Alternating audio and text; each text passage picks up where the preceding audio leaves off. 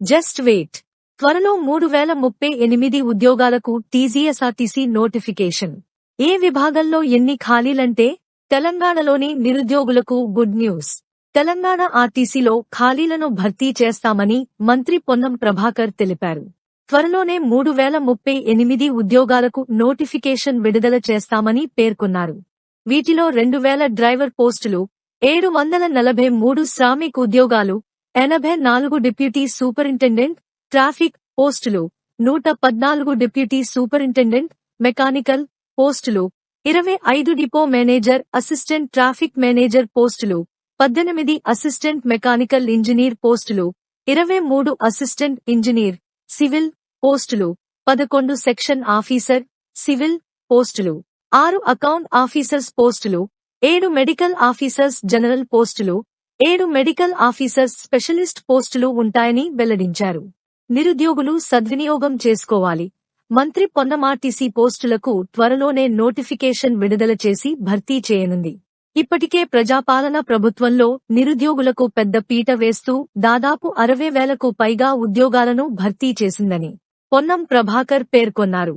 ఇప్పుడు మరోసారి భారీ స్థాయిలో ఉద్యోగాల నోటిఫికేషన్లు విడుదల చేసేందుకు ప్రభుత్వం సమాయత్తమవుతోందని అన్నారు. జాబ్ క్యాలెండర్ ప్రకారం నోటిఫికేషన్లు విడుదల చేయనుందని నిరుద్యోగులు సద్వినియోగం చేసుకుని బాగా ప్రిపేరై ఉద్యోగాలు పొందాలని సూచించారు. ఆర్టీసీలో సుదీర్ఘకాలం తర్వాత ఉద్యోగాల భర్తీ జరుగుతుండటంతో ముఖ్యమంత్రి రేవంత్ రెడ్డికి మంత్రి పొన్నం ప్రభాకర్ ధన్యవాదాలు తెలిపారు.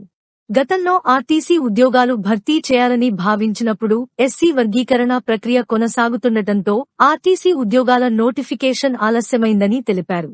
ప్రస్తుతం ఎస్సీ వర్గీకరణ పూర్తి కావడంతో ఉద్యోగ నియామకాలు చేపట్టేందుకు ప్రభుత్వం సిద్ధమైందని అన్నారు. అంగన్వాడీ ఉద్యోగాలు సైతం. మరోవైపు ఆర్టీసీలో 3038 ఉద్యోగాలతో పాటు మహిళా శిశు సంక్షేమ శాఖలో 14,236 అంగన్వాడీ ఉద్యోగాలు, హెల్త్ డిపార్ట్మెంట్లో 4,000కు పైగా పోస్టులకు నోటిఫికేషన్లను ఏప్రిల్ నెలాఖరులోగా రిలీజ్ చేయాలని ప్రభుత్వం ప్లాన్ చేస్తున్నట్లు తెలుస్తోంది.